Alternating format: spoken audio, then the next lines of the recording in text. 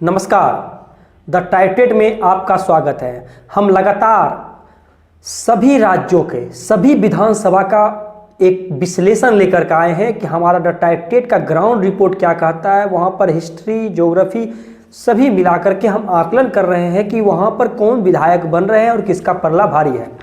तो हम अभी लगातार उत्तराखंड के बारे में बता रहे हैं। हम पहले भी बताए हैं, आप हर एक वीडियो में 10-10 विधानसभा के बारे में जानकारी आप लोगों के बीच हम रख रहे हैं, किस विधानसभा से कौन आगे चल रहे हैं और कौन जीत रहे हैं। तो हम सबसे पहले बात करते हैं शाहजपुर विधानसभा की। अगर शाहजपुर विधानसभा की बात करें तो 2012 में बीजेपी प्रत्याशी यहाँ पर जीते थे और कांग्रेस प्रत्याशी हार गए थे सिर्फ 6000 वोटों से। 2017 की बात करें तो सहदेव सिंह जी बीजेपी प्रत्याशी पुनः यहां पर जीते थे और उनको 44,055 वोट लाए। वहीं सेकेंड किशोर उपाध्याय जी थे जो कांग्रेस प्रत्याशी थे, वो 25,192 वोट लाए। और अजेंद्र शर्मा जी जो कि इंडिपेंडेंट लड़े, वो 21,888 वोट लाए। अजेंद्र शर्मा जी जो कि 2012 में कांग्रेस सीट से लड़े और 20,000 वोट लाए, उसके बाद वो 1,000 वोट इंडिपेंडेंट लड़के बढ़ाए। तो कहीं न कहीं इनकी स्थिति मजबूत थी। 2022 की बात करें, 2022 में सहदेव सिंह पुंडोर पे पुनः बीजेपी ने अपना भरोसा जताया और आर्येंद्र शर्मा पर कांग्रेस ने, वहीं भरत सिंह को बीजेपी आम आदमी पार्टी ने टिकट दिया। माना जा रहा है कि सहदेव सिंह पुडारी लगातार 2 बार के विधायक हैं और वो क्षेत्र में निष्क्रिय रहे और उनका कामकाज देख करके लोग वहां नाखुश हैं और इनको नापसंद कर रहे हैं। इसलिए लग रहा है कि वहां पे आर्येंद्र शर्मा जी जीतेंगे और इनकी स्थिति मजबूत है। उसके बाद हम बात करते हैं साल्ट विधानसभा की। साल्ट विधानसभा की बात करें तो 2012 में सुरेंद्र सिंह जीना जी बीजेपी प्रत्याशी जीते थे, उनको 29,956 वोट आए। वहीं राजजीत रावत कांग्रेस प्रत्याशी 18,512 वोट लाए। 2022 की बात करें तो सुरेंद्र सिंह जाना जो कि बीजेपी प्रत्याशी थे 21,581 वोट लाए। वहीं दूसरे पोजीशन पे कांग्रेस प्रत्याशी गंगा पंचौली जी थे जो कि 18,677 वोट ला करके दूसरे पोजीशन पर थे।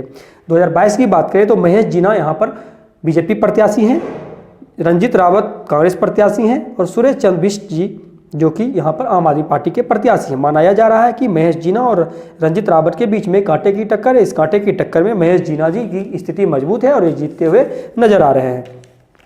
उसके बाद हम बात करते हैं सितारगंज विधानसभा की। सितारगंज विधानसभा की बात करते हैं 2012 में किरण चंद्र मंडल बीजेपी प्रत्याशी 29,280 वोट ला करके जीत दर्ज किए थे। वो हराए थे नारायण पाल बीएसपी प्रत्याशी को, जिनको 16,668 वोट आए। 2017 की बात करें तो सौरभ बहुगुणा बीजेपी प्रत्याशी 50,597 वोट ला करके विधायक बने। दूसरे पोजीशन पे माल्टी विश्वास थे जो कांग्रेस प्रत्याशी 22,147 वोट आए।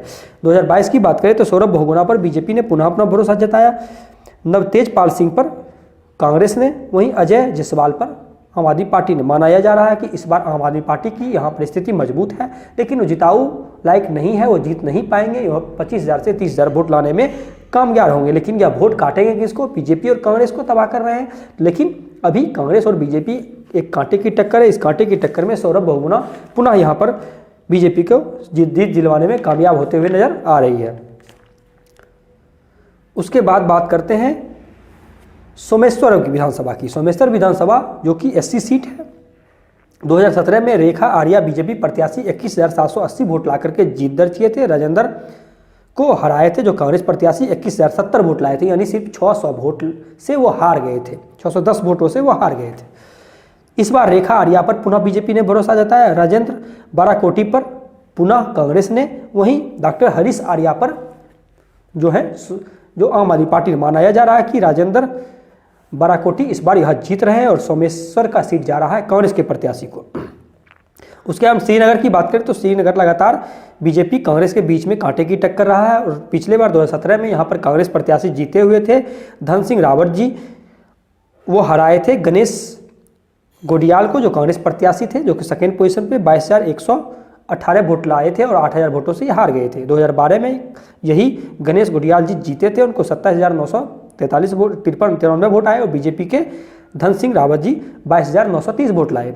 2022 की बात करें तो बीजेपी ने पुनः धन सिंह रावत पर अपना भरोसा जताया और गणेश गोडियाल पर कांग्रेस ने, गजेंद्र चौहान को आम आदमी पार्टी ने।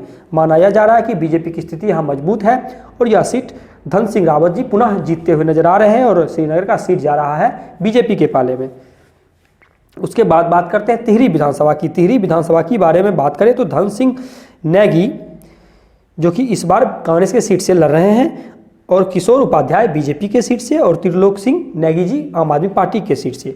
2012 की अगर हम हिस्ट्री बात करें तो कांग्रेस प्रति इंडिपेंडेंट जो कि दिनेश धानी जी जीत दर्ज किए थे, उनको वोट आए थे 12,026 वोट और वो हराए थे कांग्रेस प्रत्याशी किशोर उपाध्याय को, जो कि 11,649 वोट लाए। 2017 की बात करें तो धन सिंह नेगी बीजेपी के सीट से आए और वो उनको वोट आया 20,894 और जीत गए थे। और दिनेश धानी जी जो इंडिपेंडेंट लड़े उनको वोट आया 14,056, जो कि 2012 में ये इंडिपेंडेंट लड़े और जीते थे।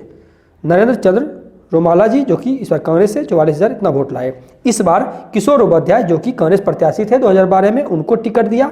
धन सिंह नेगी को बीजेपी ने टिकट नहीं दिया, जिसके कारण वो बीजेपी ज्वाइन करके कांग्रेस ज्वाइन करके कांग्रेस से सीट लिए और धन सिंह नेगी कांग्रेस उम्मीदवार हैं और त्रिलोक सिंह नेगी आम आदमी पार्टी। तो माना जा रहा है कि धन सिंह नेगी इस बार मजबूत स्थिति में है और यह सीट निकालने में कामयाब होते हुए नजर आ रही है। उसके बाद हम बात करते हैं थराली विधानसभा की। थराली विधानसभा की बारे में बात करें तो 2012 कांग्रेस के पाले में थी। 2017 में मंगल लाल साहब बीजेपी प्रत्याशी 25,931 वोट लाकर के जीत दर्ज किए थे। डॉक्टर जीत राम कांग्रेस प्रत्याशी 21,073 वोट लाकर के सेकेंड पोजीशन पे थे। 2022 की बात करें तो भोपाल राम टमटा जी बीजेपी प्रत्याशी हैं, डॉक्टर जीतन राम कांग्रेस प्रत्याशी हैं, गुड्डू लाल आम आदमी पार्टी के प्रत्याशी हैं। माना जा रहा है गोपाल राम टमटा और कांग्रेस प्रत्याशी जीतन राम के बीच में कांटे की टक्कर है। इस कांटे की टक्कर में जीतन राम की पल्ला भारी माना जा रहा है और यह सीट निकालने में कामयाब होते हुए नजर आ रही है।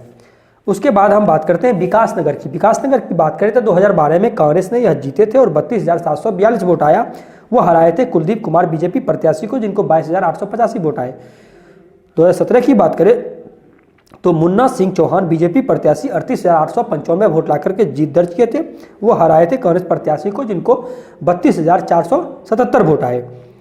2022 की बात करें बीजेपी प्रत्याशी यहाँ पर पुनः मुन्ना सिंह चौहान को बनाया गया है। कांग्रेस नवप्रभात जो कि 2017 में सेकेंड पोजीशन पे थे, 2012 में विधायक थे, उनको बताया और परवीन बंसल को आम आदमी पार्टी ने। माना जा रहा है कि नवप्रभात जी इस बार कांग्रेस को सीट दिलवाने में कामयाब होते हुए नजर आ रही है और यह इतिहास 2012 का दोहराने में कामयाब हो रहे हैं। तो यह सीट जा रहा है, विकासनगर का सीट जा रहा है कांग्रेस के पाले में। उसके बाद हम थमकेश्वर की बात करें। थमकेश्वर की बात करें 2012 में बीजेपी प्रत्याशी जीत दर्ज किए थे, उनको 13,842 वोट आया। वहीं 2017 की बात करें तो यह ऋतु भूषण जी जो कि बीजेपी प्रत्याशी 19,671 वोट लाकर के जीत दर्ज किए थे और सेकेंड पोजीशन पे रहे थे। रेणु बिष्ट जी जो कि इंडिपेंडेंट लड़े, 10,679 वोट आए। कांग्रेस से थे शैलेंद्र सिंह रावत जी जो कि 10,283 वोट लाकर के तीसरे पोजीशन पे थे। 2017 की बात करें तो रेणु बिष्ट को बीजेपी ने टिकट दिया।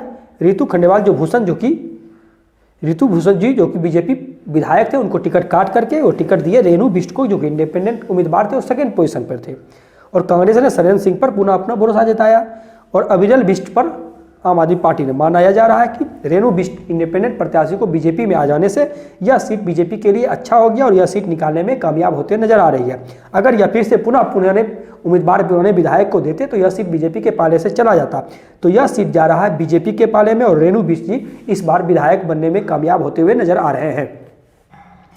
लगातार रेणु बिष्ट जी लड़ते हुए आ रहे थे और इनका जनाधार हमेशा बढ़ता ही जा रहा था।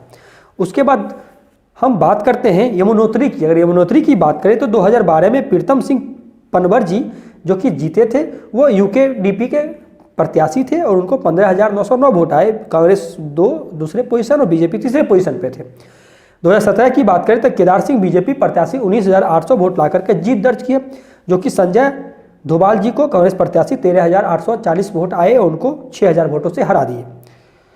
2022 की बात करें तो केदार सिंह रावत बीजेपी प्रत्याशी हैं, दीपक बिजलवान कांग्रेस प्रत्याशी हैं, मनोज कोहली श्याम जो कि आम आदमी पार्टी के प्रत्याशी हैं। माना जा रहा है कि दीपक बिजलवान की स्थिति मजबूत है और यह सीट कांग्रेस के पाले में जा रही है। तो यमुनोत्री सीट में बहुत बड़ा उलटफेर देखने को मिल रहा है और यह सीट कांग्रेस के पाले में बहुत दिन के बाद जा रही है।